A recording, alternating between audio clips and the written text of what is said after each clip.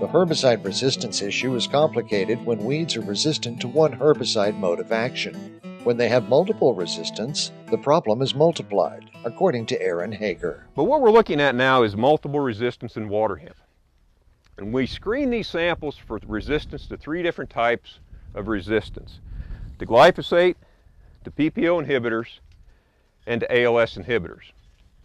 So when you look for 3 different types of resistance, you get 8 possible outcomes that you can have. All right?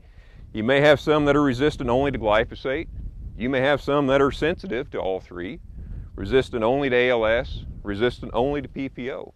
Okay? But you might also, of course, have resistance to more than one. Or if you look in these overlapping areas of the circles, when you have that number right there in the area of the circle that's overlapped by all 3 of those circles, that's 3-way resistance right there. Okay? So in essence, about 61% of the plant samples that were submitted to us last year were glyphosate-resistant samples. What that really says, I guess, in essence, is that if you think you have glyphosate resistance, you probably do. Okay? A lot of times we don't get these samples after one application. They may be sprayed 2 times or 3 times, and then we'll get the samples submitted to us for screening. Okay? PPO resistance about 16%, ALS about 56%. Now that's on the individual plant basis. Here's the field basis over here. About 10% of the fields that were sampled had at least 3 different types of resistance in that field. Okay? That number will fluctuate over years. Last year, for samples in 2010, that number was almost 1/3 of the fields that had 3 different types of resistance in that field. Okay? So it's not going to go away. It's only going to get more and more common and challenging. Now, moisture and application time, and of course 2 other primary things of primary importance.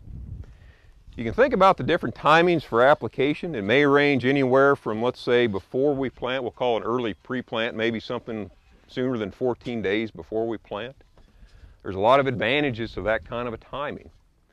One of the primary advantages right here is that it increases the likelihood that we're going to get the precipitation that we need to get that material off the surface and off the residue and down into that soil solution phase where it has to be.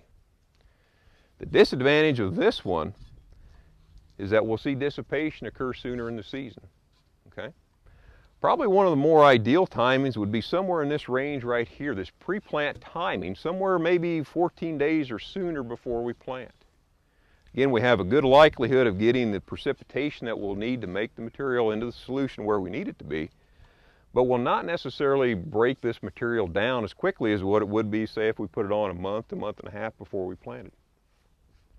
We can do incorporated or pre-emergence or even post-emergence.